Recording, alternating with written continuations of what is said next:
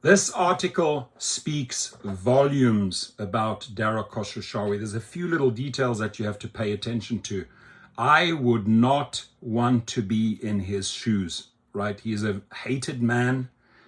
He chases every penny and walks over people, just stomps on people's heads. That's what this guy does in order to extract every little penny. So he is really trying to make the case Uber CEO Dara Khosrowshahi is okay with reinventing the bus, right? He will exploit rideshare drivers on the rideshare platforms. He will sleep with any of the AV companies and phase out the drivers. And now, you know what? We'll cram a whole bunch of passengers into buses and take those trips away from drivers. The head of Uber on autonomous cars, shared rides, and the future of mobility. So this is by Nilay Patel. Today I'm talking with Uber CEO Dara Khosrowshahi. We recorded this conversation the day Uber announced a big set of product updates, including new options for shared rides and some features to make commuting easier and more predictable. Dara was in New York for all of that. So he came to our studio and we did this one together, which always makes for a great episode.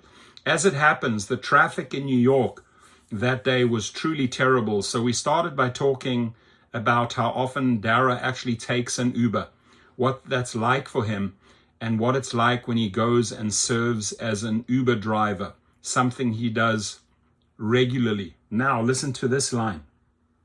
There's a lot of security around an Uber Eats delivery when Dara's behind the wheel, as it turns out. There's a lot of security around an Uber Eats delivery when Dara's behind the wheel. So when you with rideshare, you have people getting in the car and you can quickly take them from A to B. But I ask myself, and this is great, I really appreciate this writer disclosing this, putting this out there. It just shows how hated this man is, because if Dara Khosrowshahi has to do Uber Eats deliveries, meaning he has to get out of his car, right, and actually has to bring that food package maybe to a business or to a house, it means he's out there, he's exposed.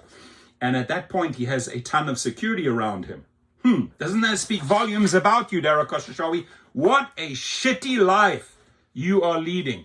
What a crappy life if that every time you get out of the car and you're in the public, you have to watch your ass. Why? Because you have screwed over, you have effed over, you have abused, you have misused, you have baited, you have switched, you have stolen from millions of people around the globe.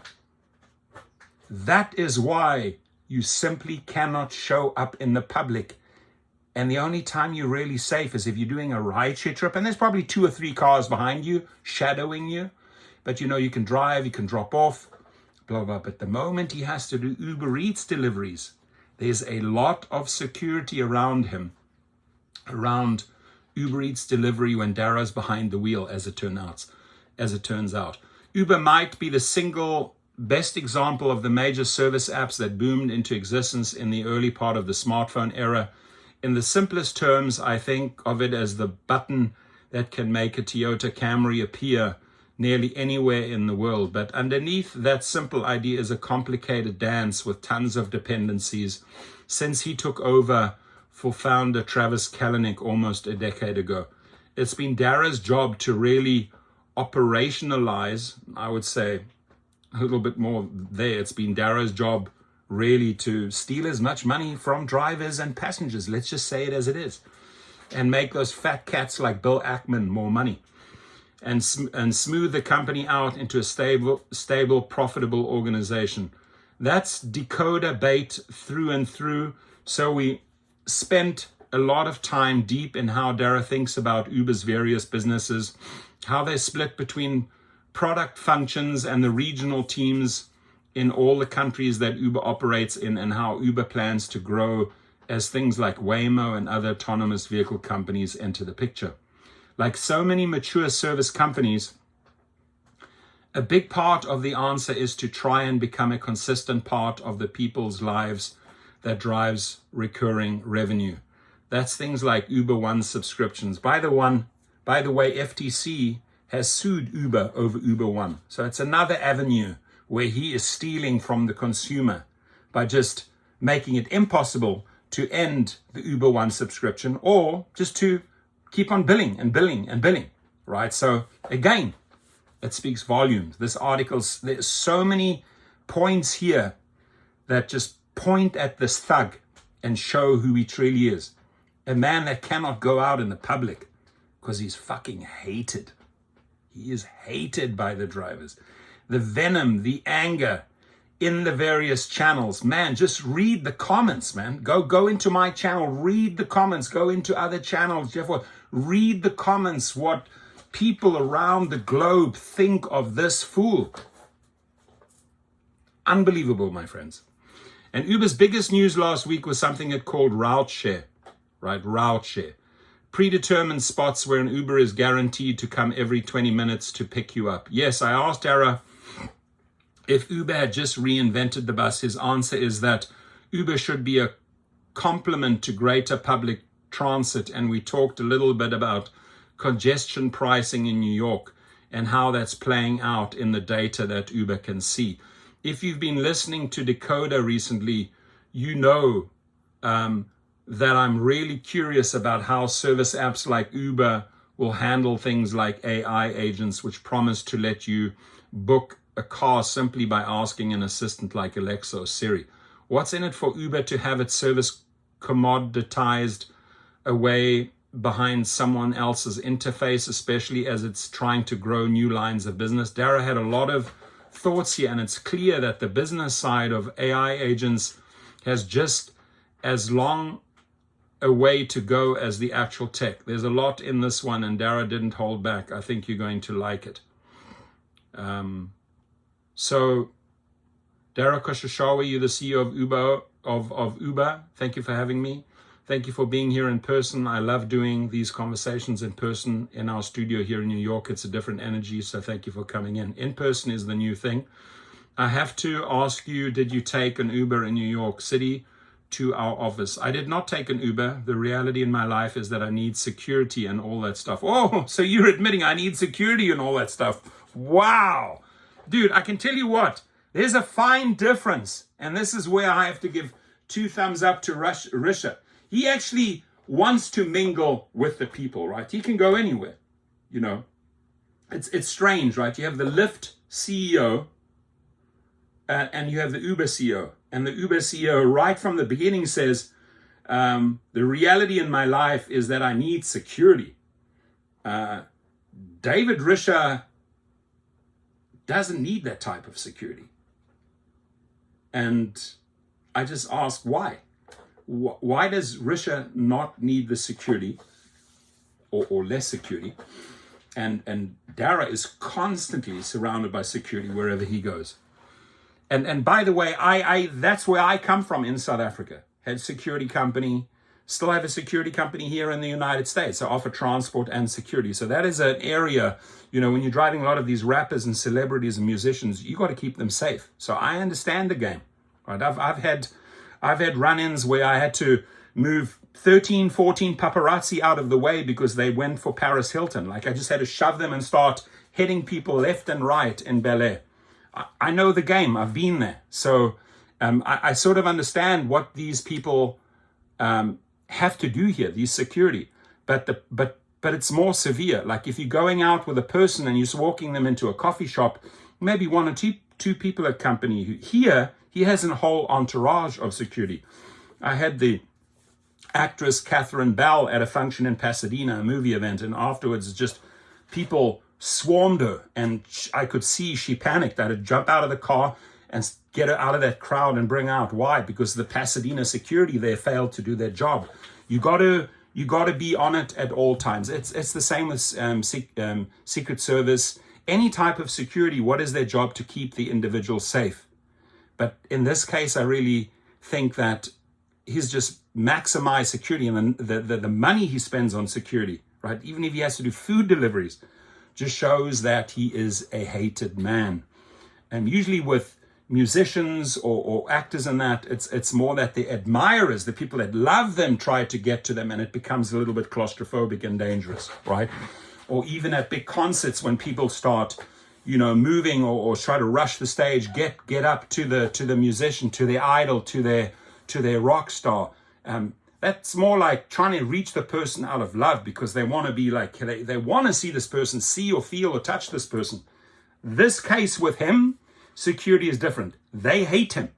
That's not the same story as, actors, actresses, musicians who are actually loved by their fans. Huge difference.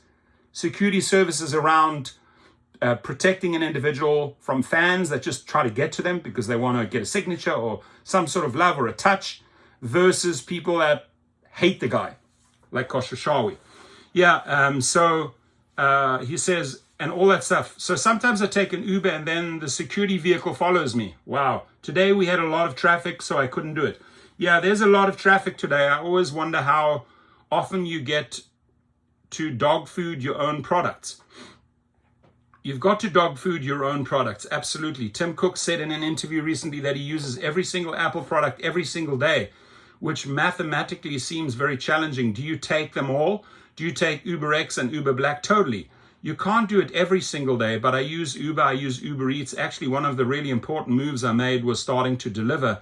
Most employees use Uber as consumers, but not as many as Uber as earners, as drivers, or as couriers. Early on when I joined, we were building more for the rider or the eater than the earner. So when the earner, the driver, the earner, GFY, dude. So when I was in San Francisco during COVID, I was going crazy at home. So I got my e-bike and I started delivering food. Then I got a Tesla and I started driving folks around. I really do think that it's important to dog food. You can't do it every single day because you have a day job.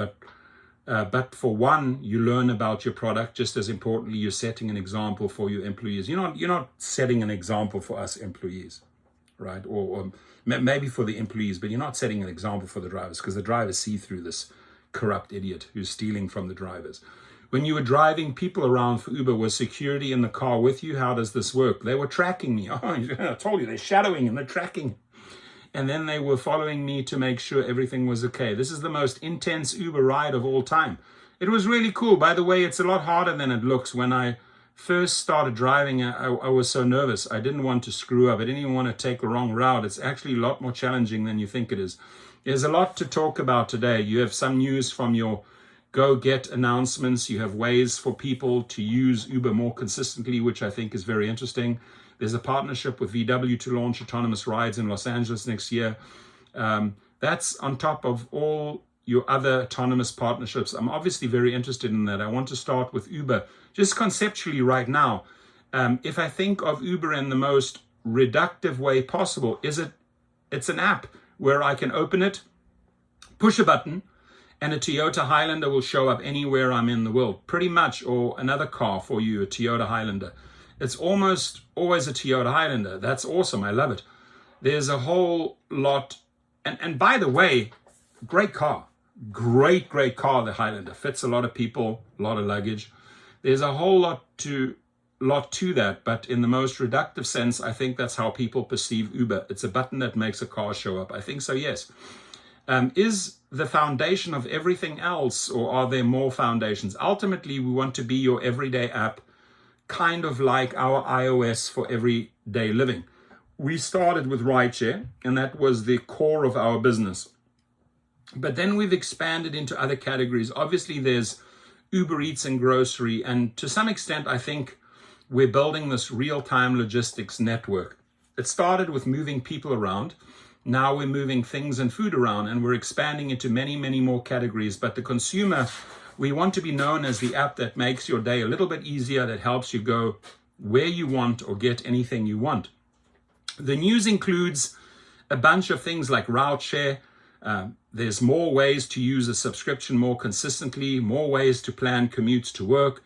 So that core function is there, that there's a supply of people with cars in the world, and Uber can aggregate the demand and push the button, and the cars will come find you.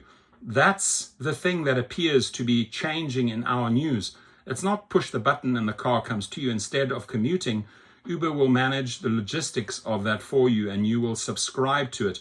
And that will be a recurring fee. Is that the change here? To some extent, that's where we're doing is saving you time with some else doing the driving instead, so you can do whatever you want. Now, there's a trade-off as it relates to reliability or time and price. The faster you want your ride, or the more reliable you want the ride to be, the more it'll cost us. If you say, you know what, I may not need my ride in the next 4 minutes, I can wait 15 minutes, or instead of having the car come all the way to me, I can walk 2 blocks if that makes the network more affordable, or I can save money. Then that's a trade-off you can make. And to this here, I can walk 2 blocks.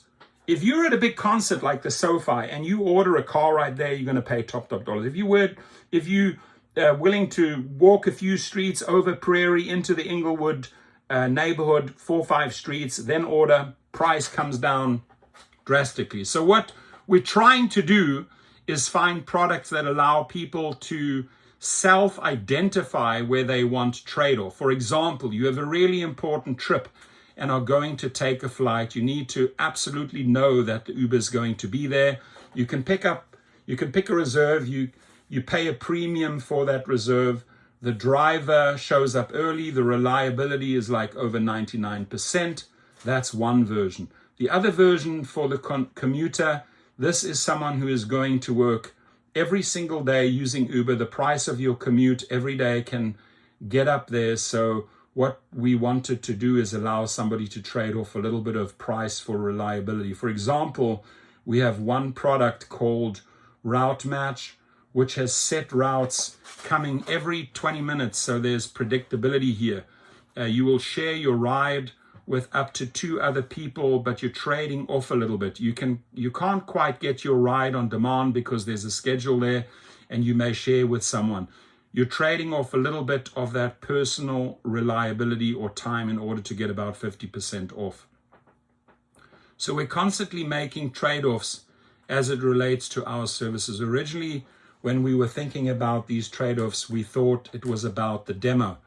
There are some people who are less time sensitive and more price sensitive, or the other way around. It turns out that that is true, but there are also occasions. An occasion might be travel where you're going to pay more to be more reliable. There may be another occasion where if you know the 20-minute increments, you can just adjust your life to get that 50% off on your commute.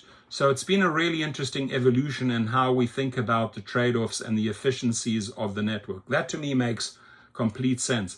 Is convenience on that list of priorities for you? You talked about time and reliability, but it seems like if I open the app, it being inexpensive and right there is as important as all the other stuff. I think your definition of convenience may be different.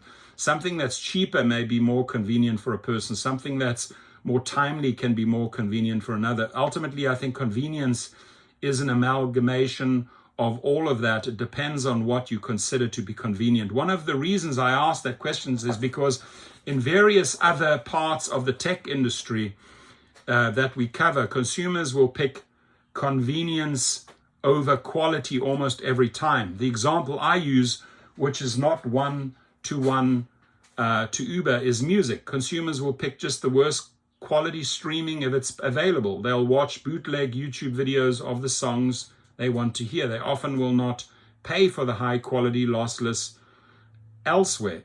And you can do price discrimination based on that. I challenge you a little bit on that because in the early days, bootleg music, bootleg movies, etc. were the biggest use case. But actually, as streaming made it more convenient, people were willing to pay. So I do think there's a price convenience trade-off, and it's personal. I think habits change as well. We are just trying to figure out that what's the most optimal price convenience trade-off that we can make to aggregate the most demand and the most supply. One of the reasons I asked about convenience is that you framed route share or walking a little bit to get to the spot as reliability. To me, it's actually convenience. I'm going to trade a little bit of convenience and maybe pay a lot less. You can totally go there. I read the press release announcing route share, and that had this very 2010s reaction which was, what if Uber just invented a bus? Did you just invent a bus? I think to some extent it's inspired by the bus.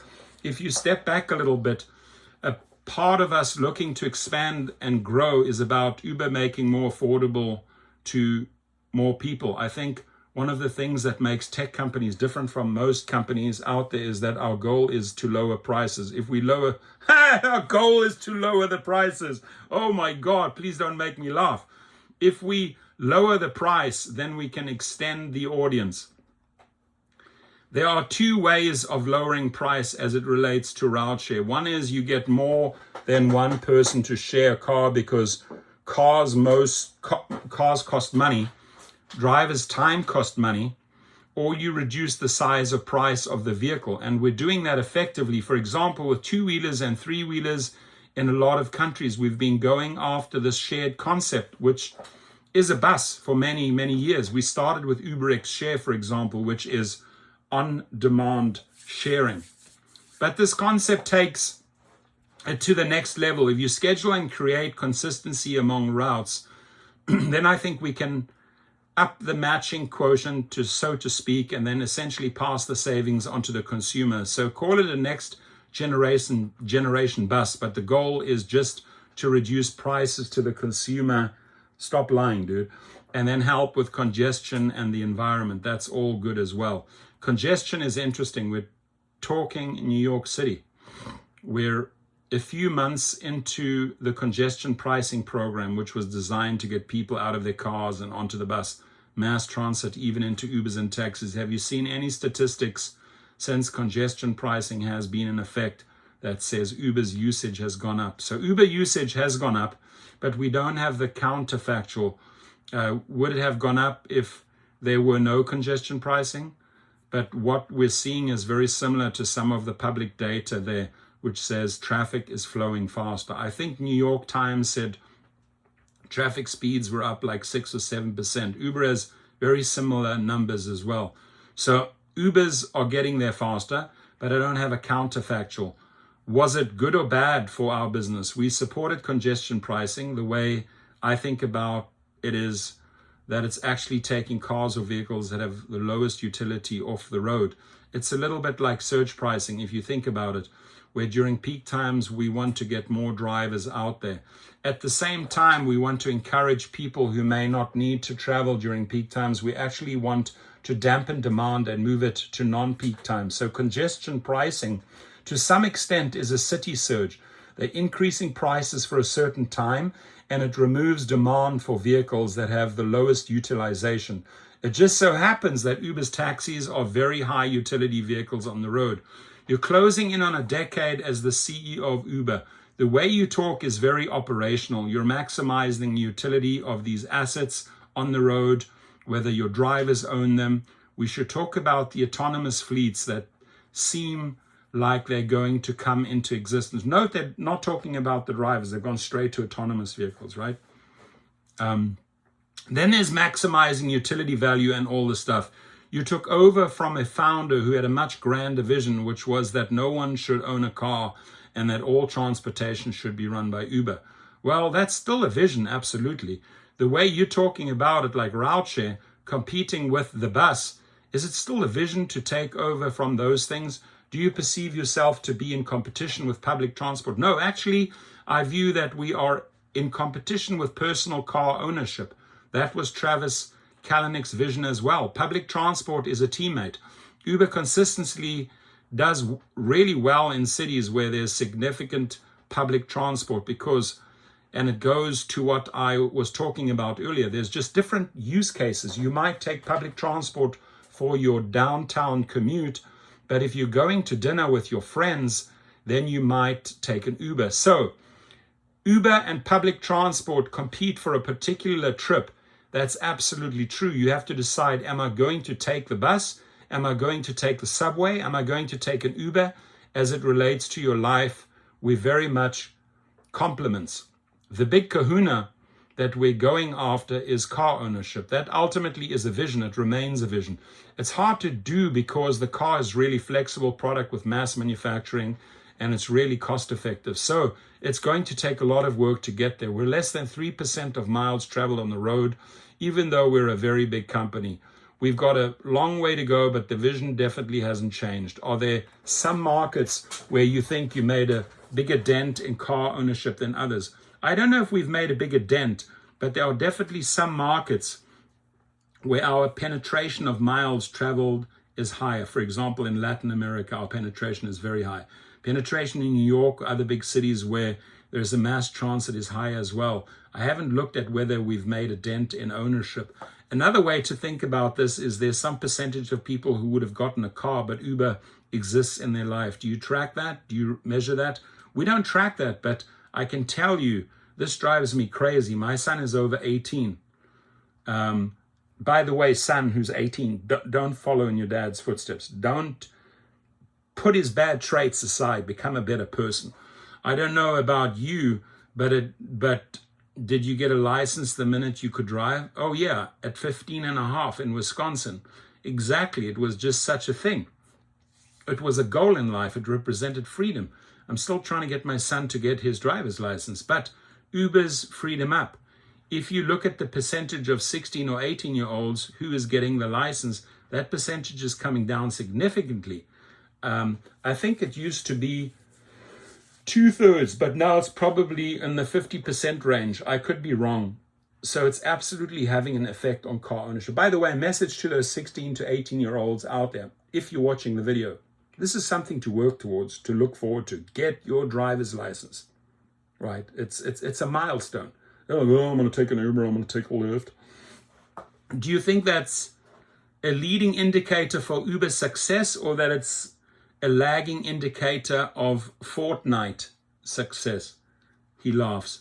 Probably the two are mixed. I also think it's an indication of the urbanization of our populations, but I haven't actually looked into whether heavy Fortnite players are Uber users as well. I suspect they are. Certainly Uber Eats users. I'm going to leave that one alone. There's another hour of PhD level sociology in that comment alone. Correlation, causation, who knows? Let's talk about Uber itself. If you took over in 2017, you took over a company led by a very strong founder who had a vision of how the company should run. How is Uber structured at this point? This is a classic decoder question. We have a combination matrix and line of business structures. So we have two global leads, one for our mobility business and one for our delivery business. Then most of the other functions, marketing and PR, government, relations, product finance, etc., are matrixed. I would say that as the company has matured, we have matrixed more, which I think happens a lot of companies that mature. Their practices become more predictable, and they're trying to bring a higher degree of expertise into those practices. So it's a combination. We consistently have this creative battle between the lines of business and the matrices. Ultimately, I think it works. That's the tension. I think the listeners know that the secret of the show is I can just guess at 80% of the problem if you tell me the structure of the company. Listen, I think that the conflict is constructive. This is terrible metaphor, but if you look at purebred dogs, they tend to get sick more. Like bulldogs that have been bred year after year after year versus hybrids that are pure breeds.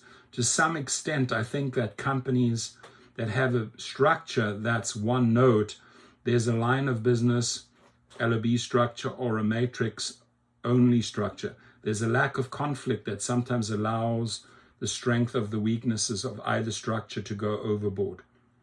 I fully agree. Probably one of the best statements. I agree with Dara Khosrowshahi, this one right here, when it comes to business. Matrix structures are usually associated with more efficiency but slower decision making, correct. LOB are sometimes much faster, but have difficulty scaling. I think my directs and some of the teams get frustrated with conflict. Some of these decisions come up to me, but I think the conflict is actually really healthy. Fully agree with that. The conflict is what allows us to not fall prey, because these two teams are constantly keeping each other in check. if you've got a matrix function, it may not realize that. Let's say the marketing in Egypt is not sharp enough, but the Egypt general manager is living and dying by that marketing. So the two keep each other in balance. That Egypt general manager might not know what an absolutely first-rate marketer is. That conflict keeps those two in check and ultimately gets a better outcome. Conflict can be unpleasant, but I think the fight makes it better. 100% agree with that. As a guy who runs a single vertical line of business in a matrix company, I understand what you're saying. There's no perfect way. But put that into practice. You have a hypothetical there. What's an example where you have had to mediate that conflict? I think marketing is one, since we just talked about that. I've had to mediate as it relates to, let's say, the allocation of capital. Every single line of business and general manager is going to want some budget for branding because they're fighting it out on the ground. Then if you look on a global basis, how do you allocate that marketing spend? The answer to the global solution may be different than the answer to the request of that Egypt general manager. Those answers during planning may be different. Early on, as we were building this matrix structure, there was a lot of conflict. Now the teams have a real understanding. They're getting into a rhythm, and the conflict get to me much less often. Same thing with the product. Product prioritization is very similar, with a constant push and pull. As a global company, you want to build globalized products that are as similar to each other as possible. At the same time, there are local competitors that may have some product twists and turns that may be only applicable to that market and may not make sense for you to build on a global basis. That push and pull is a tough one sometimes. When I say 80% of the problem is that the one I can usually guess at with 100% accuracy, how do you solve that? Do you have a local product teams that are allowed to just make Uber whatever they want? We have the general managers on the ground who really keep the product teams accountable, but our product planning is globally by nature and it's not perfect. Sometimes the GMs who yell the loudest get their way. We want to make sure that our product people travel to the market so they feel the pain of the market, so to speak. Honestly, it's something we have to keep working on. We don't have it perfect by any means. There's a difference there from the founder-led company that is totally functional at the beginning with gobs of VC money coming in. I mean, that's the early Uber, right? We've have a bunch of zero interest rate VC money and we're going to win by just buying all the drivers in the market. He's 100% right, the interviewer, setting the prices to zero and we'll figure it out in the end. And that was totally functional. You've created in a different structure. I'm just wondering, how did you make that transition? Let me correct you there. It wasn't functional. It was general manager led. Even back in the day, the GMs were mini CEOs of every single country. Travis would hire a GM and parachute them to a market. You're right that we did go out and buy supply. As a company, we really are supply led, where first you build liquid supply and then you invest in demand. In the early days, you essentially had to price under market and lose a bunch of money. Correct. As liquidity increases, great article, by the way, great questions. I'd say very good answers by Dara. One of the most impressive, I would say, to me, over the years, I've read a lot of articles, like sort of what's coming out of his mouth as a business owner. I can completely relate to this, and it's really good stuff. It's really good stuff. But on the one hand, look, you have the interviewer, and then you have the CEO answering those questions, but not really being honest about, the nitty gritty, the real street level stuff. Because the bottom line is exploiting the drivers and overcharging the riders, sort of pretending like, oh, we're making it cheaper. But great article. I like this article. So in the early days, it was all GMs spending a ton of money on liquidity. When I came in, I started to globalize some of those matrix functions. It took time. It was painful at times. But I think we're at the right balance now. What's the hardest choice you had to make along that way. Deal with the rideshare professor. No, joking. The hardest choice was actually on product. Specifically, when I was around for a while, our rides and eats business were complete verticals. So you had different op teams, different marketing teams, and different product teams. Eats was competing against pure plays, DoorDash, Just Eat, Delivery, etc. Eats was 10 or 15% of the business. So if you decide to matrix that function, for example, is your head of product going to spend time on the 85% for rides, or are they going to spend time on the 15% for eats? And no matter how much I said, hey, spend time on eats, they were getting paid for rides success. So we went a few years with rides and eats essentially being totally separate. Then there was a big decision that we had to make to combine the product teams and product and tech teams. That's what makes the company go. There's a lot more that happens around it, but if you don't have great product or you're not strong technically, you're going to suffer. That decision was probably the hardest decision. It came with some bumps and bruises, but I think it was really, really good decision. For one, Eats got big enough for everybody in the company to care about once it got past that 15%. Second, we were late to the game with Eats. We were years behind the other pure players. So if you ask yourself, why is Eats going to win? We obviously had great talent, but you have to assume your competitors have great talent as well. The answer was the platform. Uber as a brand was an everyday use case, and you could actually introduce your audience who are using rides on a daily basis to Eats. We then launched a membership program that worked for both. The platform and the fact that we have greater scale than anyone else allows us to invest more and more and then cross-sell our riders into eaters. Now more are eaters into riders. Then encourage drivers to move people, but also move things every once in a while, like Uber Courier, become an Uber drug mule. I want to ask you about cross-selling on the platform in a very specific way, but you've walked right into the other big decoder question I ask everyone, which is about decisions. You just described a big decision. What's your framework for making decisions? One framework that I use is it a one-way door or a two-way door? That's classic Amazon. I think Jeff Bezos introduced it. It's a great framework. Great line. One day we're going to make a supercut of people saying that on the show. So many people have been impacted by him, and deservedly so. He's one of the great CEOs of the world. Just make the decision. Use your instinct. It's always a two-way door. That's easy.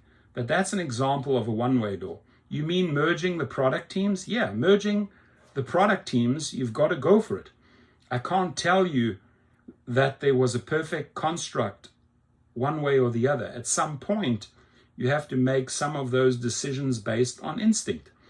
One of the constructs is, what do you have to believe so that the outcome of what you're doing today is going to change? So if I keep doing the same thing, but I do it an inch and a half better, I'm going to get to the promised land. Is that just going to take away too much time, or is there uncertainty in getting there where I need a shock to the system? As it relates to Eats, we did unbelievably well in the early days, but there was a point where we were hitting a ceiling. It was then where I decided that to get to the next level, we actually need to a shock to the system, and we changed our organizational structure. In hindsight, I think it was a really good decision, not necessarily because of the product side. We still have dedicated rides and Eats product leaders. It was actually more on the engineering side, on the code base. It allowed our engineers to generalize a code base to take some of, let's say, our marketplace talent from rides, who is second to none, and move them over to Eats. It'll take a little while, but I'll give you a quick example of some of these unanticipated benefits. When you order an Uber ride, we essentially have to scan the market for all the cars out there and where they're going. And are they available or not available? We have to match you to a car. and we've got a price that ride in less than 30 seconds. We want the ETA to be 4 or 5 minutes, and we have very, very little time to make that decision. So the algorithms that are running have to work very quickly. They're making tens of millions of predictions per second, make that match and go. That takes certain architecture and a bunch of compute. With Eats, we have to average time to make food at like 10 to 12 minutes, so you have a lot more time to make that match. But we had to make all the same calculus. Where is the courier? Which courier should I match you with? How do I price you? The time with, how do I price you? $1.50, $2. Let the consumer pay the driver. So it's like, I'm not like, how do I pay the driver? How do I pay the driver the least amount of money on Uber Eats? That's the truth. The time which we had to make the match on the courier side was much longer. So we would recalculate the marketplace in 2 or 3 minutes. With Eats, we essentially make a bid to a courier who can accept the delivery or not. Let's say a delivery that I've got 3 bids I can make before the food gets cold. My first bid might be $6. Dream on, dude. You're going to $6? You're talking $1.50, man. Be honest here. If they said no, the second bid may be $7. Another lie. If they said no, I really have to get you the food, the third might be $10. So we switched the teams over. The rides team said, oh no, we can make this recalculation in 15 seconds. Now we've got the ability to make 10 bids. So instead of going from 6 to 7 to 10, you go from 6 to 6.50 to 6.75 to 7. From $1.50 to $1.75 to $2 to $2.50. That's more like it. Speed of algorithms and decision making, I didn't anticipate that when I made the switch, but those kinds of benefits in terms of back-end code engineering to scale were actually the biggest we saw. I understand why that's great for me as the customer because cost comes down. I understand why it's great for Uber because the margin goes up. Is that good for the courier? Is that good for the driver? Well, the couriers get more business. For example, our ability to make more bids has allowed us to increase the number of batches. So now the courier is carrying 2 goods and gets tipped twice, close to 50% of the time. And that was a side benefit for the courier as well, which we think ultimately helps earnings. The way you're describing Uber as a platform, a lot of the announcements are about using it more as a platform. Engage with us more often in your life. It's a kind of cold platform, but it's an everyday use case.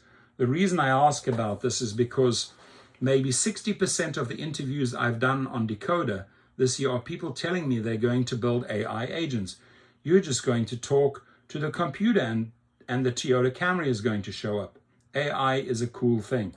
Everyone is telling me this is going to happen in ways big and small, whether we're building model context protocol applications at the bleeding edge of tech standards, or whether we're just going to click around on your website using a testing tool, which is a real product that exists in the world, and Uber has been clicked around by these products. Those all disintermediate your platform. You have to do the hard work of creating liquidity of supply and making sure the Toyota Camry appears, and they own the customer relationship. Why would you ever participate in this? I ask them all this question. They're like, I don't know. The market will figure it out. I'm like, that's you. You're the market. But you're the other side of the market. Would you participate? It's a really good question. We talk about it a lot of the time. And time will tell as to what the right decision is. I believe in running open platforms. I don't believe in companies that try to fight the course that technology is taking. They always get left behind. I think that's all nicey, but at the same time, one of the advantages that we have is our unique inventory. Essentially, we've got 8.5 million drivers and couriers and over 1.2 million merchants out there. It's very difficult for a company that has an agent to disintermediate us and go direct to almost 10 million pieces of inventory. If you want to be impersonal, these are people, these are businesses. It's very difficult for them to draw that inventory. While you may make your inventory available to these agents. You can charge a toll if you have unique inventory. So if the agents bring us more demand, which means more orders for our restaurant partners or more rides for our drivers, that's worth something for us. At the same time, because we're becoming more and more of an everyday use case, the frequency of our average user is 6 times a month, and the conditions to increase. We can create our own local agents. We know it's your commute time, so why don't we get in your car? Maybe we can actually make a dispatch to the car before you actually push the button to get, because we can predict that you're going to do it. So I think as it relates to AI and these agents, we want to work with these players. We come from a place of strength because of the unique inventory and the fragmentation of these markets that we're organizing. We're going to build our own agents as well. As long as we're thinking about the consumer, our owners, and our merchants, I think we will be okay. Long video. Watch it till the end, please. It's great. Let's say I start Nilai's model company with Nilai's voice assistant, and I want to get people sandwiches. I want you to be able to say, I need to go to the airport, get me a car, go read my email, figure when my flight is, schedule a car. This is a dream. For some reason, I've got to throw giant data centers at this problem. This is what they pitch me. So I come to you and I say, I want to be able to get cars from Uber. What is the percentage toll?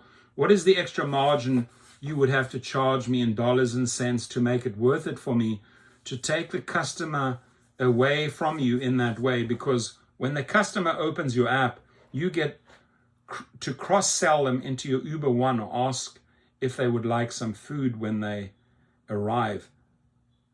There's all these other incremental opportunities that you would forego if I take that customer. So I have a weird philosophy on this. Initially, I charge you $0. I think that companies sometimes, alarm bells just went off at every level. Now listen, people spend so much time trying to figure out what the economics might be when the first thing is to try it out. Is it going to be a good experience or not? Is your scheduling actually going to work, or is it going to be off and the driver has to wait 10 minutes? Which is terrible. Let's just figure it out.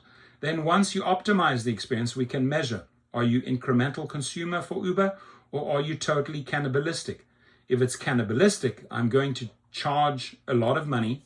You can't have any money because you're getting the benefit and my content. You're not bringing me any business at all. If it's incremental, then I would pay some take rate. Is it 5%, 10%, 20% take rate? It depends on the incrementality. But I think so much innovation has slowed down because companies try to figure out the economics first. Figure out the experience first and then economics. Listen, if I do a bad deal for a year, who cares? I'm going to renegotiate with you. I'm building stuff for the next 10 years. Success or failure isn't going to be determined by my take rate being 5 or 20% in year one. I can set precedent, and precedents are dangerous. That's why I would say to charge $0. Let's try it out. Let's see what the experience is. Let's try to measure out what the value add is, and then economics will take care of themselves. You said you're having these conversations a lot internally at Uber. What is the shape of those conversations? Are there partners you're excited to work with? Are there agents you've seen that are promising? We're working with a number of players. I'd say OpenAI is probably the top player we're working with as it relates to agents. It's imperfect. It's really early. The volume is tiny right now. The work is just to make the experience really great. It's way too early for me to tell you if it's going to work or not. Eventually it will, but I don't know the shape right now, so I want to experiment. When you think about that particular future, everybody wants this product. Again, 60% of my conversations are people just dreaming of a future where you talk to the robots and the robots go and do the stuff for you. Here is a big one, right? Big takeaway. Not a bad future. You talking to the robots. Oh, this is great. Fully supporting, dehumanizing the whole process. that implies a lot of things. At the very beginning, it implies that Uber exists, so you even have an API for you to go ask for a car from. At the base layer of that, it implies that Toyota exists and that there are literally vehicles with an effectively standardized service, support, and maintenance network around the world. The Toyota Camry is an atomic unit of transportation across the entire world. And that's an amazing thing that you depend on so that people can talk to the robot and the car will show up. There's another change happening here that I think is fascinating, which is the move to autonomous vehicles and fleet operators for those vehicles. Are you a participant in that with Waymo in Atlanta and Austin? Part of your recent announcement here is that VW is going to launch in Los Angeles with you guys next year. That's going to change the dynamics of those cars completely. You don't have independent contractors with a Toyota Camry atomic unit that you don't have to worry about. Where do we get wheels for a Toyota Camry? It's just not a problem that Uber has to solve. Cars start driving themselves and suddenly a lot of people have to worry about different things. How do you think that's going to change while the agents are coming for you? Oh my God, now you've added agents to the mix. Oh my God, now you've added agents to the mix. At the end of the day, I think what you really want to do is say, I need a car, and then there's just a network of autonomous vehicles waiting to accept bids. I think you're correlating two things that I would separate. I was trained as an engineer, and you want to separate and simplify the two problems. Although they may interact in certain ways, we talked about agents. If I bring value in by creating inventory for that agent, the value is going to be determined based on whether that demand for the agent is incremental or not. If it's not incremental, the value is really small, which means the content provider should get the vast majority of the economics. It's an incremental. If it's incremental, then we talk about that value of that incrementality. Now, when you look at autonomous vehicles, you're essentially replacing the driver with a machine. Our everyday drivers not only drive, that's their main job, but they usually own the car, refuel the car, clean the car. So you have to replace that work set. First is the software layer. Waymo's working on it. There's a VW. There are tons of different companies like Pony and WeRide that we're working on that, that are working on that. We want to work with all the software providers, make sure they're safe and affordable, and bring them to the market. Second is the car itself. The car can't just be a good old-fashioned car. It has to be a supercar. Its wheels, also a sensor kit. It needs much more compute to work, and the cost of that hardware right now is extraordinarily expensive, but it will come down after a couple of generations. He's right. Then you have a fleet management, which we just talked about, and involves cleaning cars, etc. Then fleet ownership as well. The manager may own the car, or ultimately, actually, I think you're going to have a car ownership by the Blackstones of the world. Right now, Marriott doesn't own any of its hotels. There are these entities called REITs that own the hotels. There will be fleets with these financial companies and retirement pension funds owning big fleets of cars. He's right. Our job is going to be bringing demand to these really expensive cars. These AVs are so expensive, you're not going to have that many of them on the road in the early days. So there will be a hybrid model like we have in Austin right now. If a Waymo happens to be close to you, we'll hail a Waymo. If the Waymo is 10 minutes away and there are a bunch of drivers who are really close, we'll get you a driver. The percentage of AVs over a period of time is going to increase, and our job is going to be to manage that shift smoothly and make sure that the utilization, whether it's a Waymo or a VW, is really high.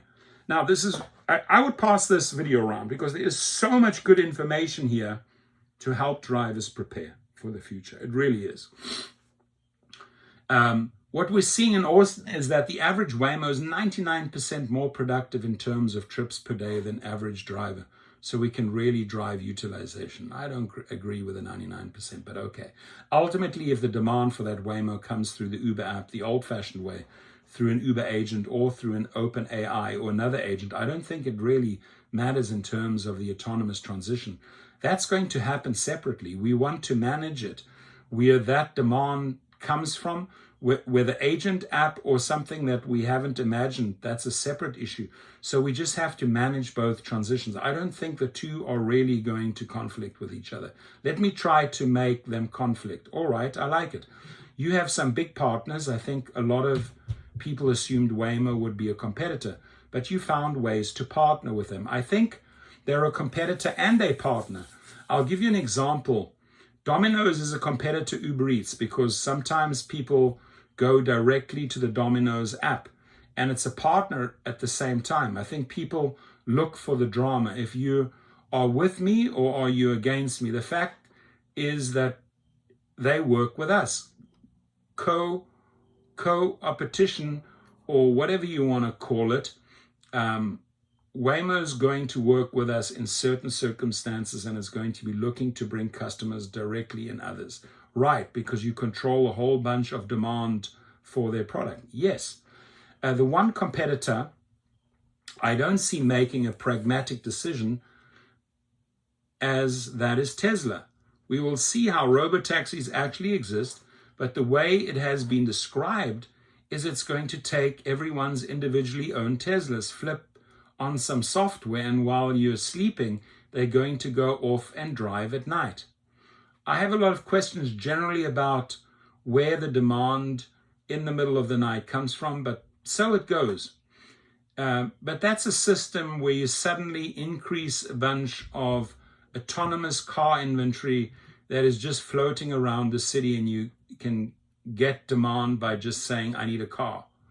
I want to stop there for a second. If I own a Tesla, I sold mine, I didn't like it, and it's operating at night, something goes wrong. Somebody throws up in the car, and they goes like, yeah, I'm getting out of this Tesla right here. I'm stopping this Tesla. I'm stopping this trip.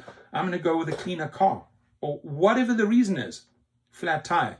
Yeah, you're going to go and wake up at 2:00 in the morning and go to some suburb out in the boonies or where it's dangerous or in some dodgy area, and you're going to go and retrieve your car. I don't think so. That's why I think this Tesla proposal is going to be a disaster. A disaster. If you think you're a Tesla owner and you're going to turn your car into a moneymaker, you're going to turn your car into a piece of metal that's going to be trashed by people or left somewhere in the neighborhoods. That's my theory right there. Then you have an individual unit of supplier that's like, here I am. You can build an entirely other system that does not require paying you a transaction fee. That does feel like how you can combine these two ideas, because the individual operator of the Tesla robotaxi might have a different approach.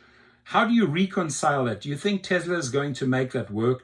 Do you think that all those people are going to end up turning over their houses to Airbnb management companies like Airbnb owners do? I think it remains to be seen. We have to take anything that Tesla does seriously. Elon Musk's an unbelievable entrepreneur. He's built so many companies. My thinking is that the individual owner of the Tesla is going to get a subset of demand. If that demand can only come from Tesla, then he or she could get it from Tesla demand plus Uber demand. So 10 years from now, every single Toyota comes with self-driving software. I think that's relatively likely. Can you buy a Toyota and when you're asleep put that Toyota on Uber, which has unbelievable amounts of demand, and make X dollars per day? Or you can buy a Tesla and put it on the Tesla app, which I think is going to have less demand. Ultimately, if you're looking out for the owner and you want to allow them to monetize as much as possible, that owner is going to look for the most demand, which is actually going to drive them to multi-source. He's right here. Dara Khosrowshahi is right here, right? He offered that relationship. He offered to get into bed with Elon Musk, Tesla. Elon Musk turned him down. So what I read here is that he's confident they will come back to him, right? Because a Tesla owner on their own is only going to get the demand from maybe a small group of people. They want to keep that car busy. They want to make money. So the relationship with Uber will be born down the line. He's right about that. This is why 5 years ago, Domino's was on its earnings call saying I'm never going to use third-party apps, and it's now ultimately is a restaurant and you want to monetize that restaurant as best as you can. And having multiple platforms feeding that restaurant, so to speak, is mathematically the best way. So am I hoping that Tesla will eventually decide that I can build my direct channel, but I can also work for Uber? That's ultimately best for Tesla owners. He's right. Have you talked to Tesla about collaborating in any way? We talk to them all the time. I think there are 150,000 Teslas on the network. We'd love to collaborate with them, and they want to take us up on that. We're game. And if they want to take us up on that, we're game. Do you think they can actually pull off the robotaxi fleet as they've described? I don't know. From my standpoint at this, and this is a judgment, you really need superhuman safety. Superhuman to me doesn't mean better than a human. It means 5 times better than a human. I think the data suggests that Waymo is around that level. It's not 100% clear to me whether camera only can get there. Most of the players who are building this technology from the ground up are going with cameras and LiDAR to have redundancy as it relates to perception. If Tesla can do it, more power to them. We'll see. I think time will tell. Again, he's right on that one. The thing that I think about is what I really mentioned, which is that I know what kind of riders exist in the middle of the night. I was one of those riders in my 20s, and it just seems like there's going to be an awful lot of puke. I mentioned that, in an awful lot of Teslas. There's a lot of drivers to do that we take for granted. There's a lot of work. How do you manage that with your autonomous fleet now? Somebody gets sick in a car, somebody makes a mess in the car, and you don't know about it until the next rider shows up. That's something you have to handle, which is a rider complaint, or you might have cameras inside the car, for example. The newer cars have that. Do you make an AI puke detector? I guess we're going to have to build that. That's going to go into our product roadmap. Smell-o-vision in the car to make sure. That's an interesting one, but that's essentially is going to be the job of the fleet operator. How does that cut work with the fleet operator? I took an Uber to work today. I figured I should use your app before I talk to you. I asked the driver and he said, I want my rates to go up. Maybe every driver I ever talked to wants that. Listen here, good point. Only 1 hour into the video, we're getting to a really good point. Everyone wants to make more money, absolutely. That's the driver perspective. I'm curious how you're going to make the rates go up with big fleet operators who now have giant fixed costs, are happy to have 24/7 utilization and maybe take a lower rate for greater use while the drivers just want high rates. How do you square that circle? It feels like the driver rates are going to get pushed down as autonomy comes into the mix. He's right. Our job is going to be managing the balance between demand and supply. So I think autonomy is actually going to drive more demand, even though autonomous inventory is going to be an ever increasing percentage of our overall inventory. The number of drivers that we need on our network over the next 5 to 10 years is going to increase because demand increases more, so to speak. I think he's just trying to keep the drivers happy. I really do. He keeps on mentioning, 99% in Austin, way more than the drivers, way busier. And then he's just saying this 5 to 10 year soundbite to keep drivers busy. Drivers, I'm going to stop at this point and say, get your private chauffeur, your private driver status set up. Set up your LLC, get your commercial license, start recruiting these riders into your own company. A lot of these individuals do not want autonomous vehicles. You have a golden opportunity to get them. Go and get them now.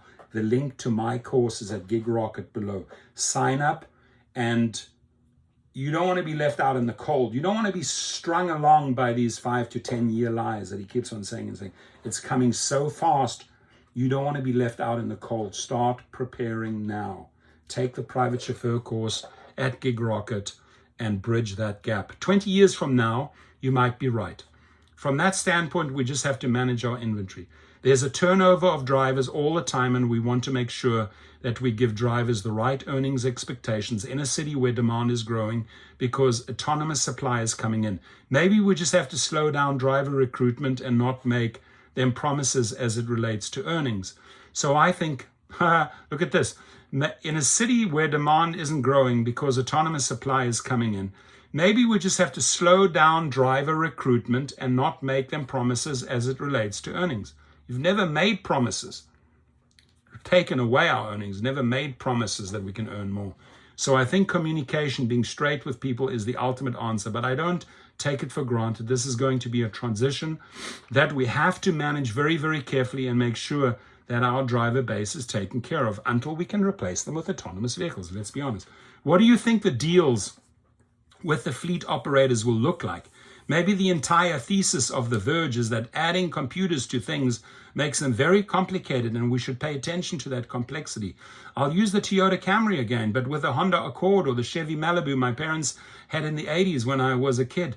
You didn't have to update the software. You didn't have to buffer overflows. The infotainment deck did not restart in the middle of the day. They might have cranky mechanical issues, but again, there's an ecosystem to help fix that very quickly. If you get a flat tire in New York, you can just push the car around the corner and there's a taxi garage waiting for you. That's incredible. You've got a bunch of cars that have tons and tons of software at the bleeding edge of technology, yet cameras can get dirty or broken or whatever. That's a different set of costs on top of the existing mechanical costs. You're not going to repair the robotic cars. The fleet managers are going to do it. We actually work with fleet managers today. And the reason is that a bunch of drivers can't afford vehicles or can't get loans for vehicles. Companies can. And we're actively trying to electrify our vehicle base. Close to 10% of our vehicles are now electric, with more than 20% in certain cities in Europe. So we have experience with fleet operators. About 15% of our volume comes from fleet operators. I am a fleet operator. Many of those fleet operators own the cars. I own the cars. Not all fleet operators own the cars. I think if they own the cars, then they're just looking for a return on invested capital. That's exactly what I'm looking for. I'm looking to make money. And the return is going to depend on the risk. The more volume we bring in, and by the way, I teach you that fleet course is part of the private chauffeur course, Gig Rocket below. The more volume we bring in, the cheaper the cars are going to be because utilization is going to be really, really high. Then there are going to be some pure play fleet operators where the financial players are going to own the cars. That's going to look more like cost plus. So if it costs you $10 to operate the fleet, we'll pay you 11 or 12. Our philosophy right now is, as I said earlier, is to make the damn thing work, make it safe, and then worry about the economics. AV loses money for us right now, but we know it's going to be a huge in the future. It's going to ultimately bring the cost of our service down, and it's going to make the street safer. For us now, it's about making the system work, and then the economics are going to fall into place. But I think fleet operations will be part of the ecosystem, and they won't be the majority. What we will bring to the autonomous players is an end-to-end solution. So they have to work on what they're really good at, which is self-driving algorithms, and then leave the rest up to us. But it's that middle part that I'm just focused on. While we work with fleet operators, for example, one of our fleet partners is operating the Waymo fleet in Austin right now. Certain players may want to do the fleet operation themselves, but I think that our local on-the-ground expertise and the fact that we're running fleets with millions of cars today will be another benefit. I don't know if VW in LA is going to want to operate its own fleet. We will be able to bring that capability. If they want to do it themselves, that's totally fine. I think I'm just stuck on that the fleet operators are going to have a bunch of really highly paid IT people sitting around rebooting fiber optic networks of these cars. If it's just the reboot, that will be easy. Again, these are complex vehicles. The cost of the vehicles is really high right now, he's right. And the care for these vehicles is going to be not zero. When you think about safety, the safety side, which you've talked about several times. Now the question of autonomous liability exists in the world. I book a Waymo through Uber. The Waymo gets into an accident. Who accepts the liability today? We think early on most of the self-driving companies will self-insure. They're big companies. They can afford to self-insure. But ultimately, whether they insure, we insure, or the owners insure, it'll work itself out. Again, you know what? He's right there.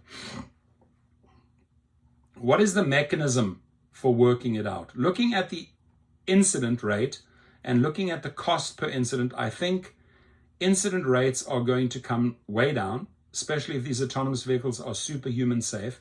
Cost per incident is going to go up, which is because the cars are much more expensive. But I think that the overall cost of insurance as a percentage of your ride is going to come way down because of the safety of these cars. Makes total sense. We're almost out of time here. I've got to ask you, and we are almost out of time because I got to run to the airport. I've got to ask you the last question in honor of my Uber driver today. If you were to tell Uber drivers today, here's how I will make you more money, what would you say? Brilliant question. Brilliant question. And if people have watched it to the 1 hour 10 mark, put it down there. Start watching at 1 hour 10 if you don't want to watch the whole video. Dara Khosrowshahi says, I would say we're going to bring you more rides. The income for Uber drivers in New York, for example, is more than $50 per utilized hour. Not true. New York's an expensive place. And I love the way he just now flips it to New York, right? He doesn't answer this in general as the United States or worldwide. It's because the guys in New York, he's going, I'm going to use the New York model because they actually make some money there. New York's an expensive place, but I think that's a pretty good trade-off for a job that brings lots and lots of flexibility. Back to the flexibility. Doesn't really address the earnings, exaggerates the earnings, but talks about the flexibility. But it's a hard job. Traffic is tough, so we'll keep working on it. Ultimately, keep working on it means I'm not going to make a promise. Ultimately, the way to offer more earnings to drivers is to bring more demand. And every single day, we're working on that. Now, if Dara Khosrowshahi, so he said, Dara, this is great. Thank you so much for being on Decoder. Thank you. I really appreciate it. Great interview. But let's go back here. Ultimately, the way to offer more earnings to drivers is to bring more demand. Dara Khosrowshahi, if you were honest, this is a pathetic answer. It is a weak source answer at the end of a 1 hour. The guy's culminating with his one important question, which he once answered for his New York driver that he took. And Dara Khosrowshahi royally F's this up, right? He's dishonest. Dishonest about the earnings. He's dishonest about the future. And then he lies at the end. Ultimately, the way to offer more earnings to drivers is to bring more demand. And every single day we're working on that. Every single day you are working to bring more and more demand to the autonomous vehicle companies, to Waymo, etc., because you know that is the future. So I feel that I really thoroughly enjoyed this article up to the end where he screwed everything up. I'm a driver. I used to do Rideshare, to maybe a couple of reserve trips still. Majority I do private trips. I represent thousands and thousands of drivers world. At every corner of the world, I represent drivers. And I was just hoping, I was sort of waiting for this answer, but I was hoping for an honest answer. This entire bullshit here is a set of lies, right? So we'll keep working on it. Oh, we'll keep working on it. Yeah. We'll keep working on AVs. We'll keep on working on ways how to phase out the drivers, right? Be honest with the drivers. Ultimately, the way to offer more earnings to drivers is to bring more demand every single day. We're working on it. Now, a fundamental difference at 1 hour 15 mark, a fundamental difference between Uber and the fair co-op that I'm part of that we're building. And we're learning a lot. We're operating in a handful of markets. And a lot of what Dara Khosrowshahi said here, I can relate to at Fair Co-op or the team on Fair Co-op. But the one thing is we have a solution. we have a solution for the fair co-op drive, and that is we are grooming you. We are steering you in the direction to own an autonomous vehicle one day. So you will not be kicked off. You will not be left behind, but you have your next income model in place. This is a huge difference between the approach of the fair co-op and Uber. Uber lies, phases you out, replaces you. Fair keeps you busy, better pay, better split. Even if you're a shareholder, you're getting or a fractional shareholder or a shareholder, you're getting way better split than Uber and Lyft. But we are using this opportunity to build a network, US, worldwide, Canada already, to give the driver the very next opportunity in, who knows, I would say the next 5 to 10 years. But the way he uses the 5 to 10 year phrase here is it's more a misleading lie. It really is. And that last question, which is powerful, and thank you to the writer. You can write him at decoder@theverge.com, decoder@theverge.com, right? Email him, decoder@theverge.com. It's right at the bottom there. But the last question, we're almost out of time here. I've got to ask you the last question in honor of my Uber driver today. This is a person that cares about humans. That's who this writer is. He's human. More time for these type of people versus this robot thinking of Dara Khosrowshahi. How do I extract every penny out of you? He says, in honor of my Uber driver today, if you were to tell Uber drivers today, here's how I will make you money, what would you say? What follows is a whole bunch of lies. You know it, Dara Khosrowshahi. Your wife knows it. Your 18-year-old child knows it. Your investors know it. Your employees know it. The drivers know it. This is a fat, fat lie. I would have tried to end the article on a high note. I gave this guy ultra high marks until the end. You effed it all up. And it's the same with an interview. If you going for an interview and man, this guy is good. This guy is good.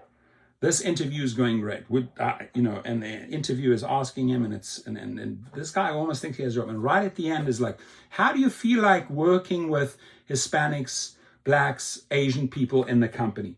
No. I hate Black, Asians, and Hispanic. Imagine the interviewer heard that from a potential employee. Oh, I don't have a racist here. That final question that potential employee answered screwed everything up for him. It's the same here. The final question was good. It was by the writer. The final answer was by the person being interviewed, and he effed it up. Just like that employee didn't get the job because he's a true racist. Your thoughts, please, your opinions, your comments. Thank you.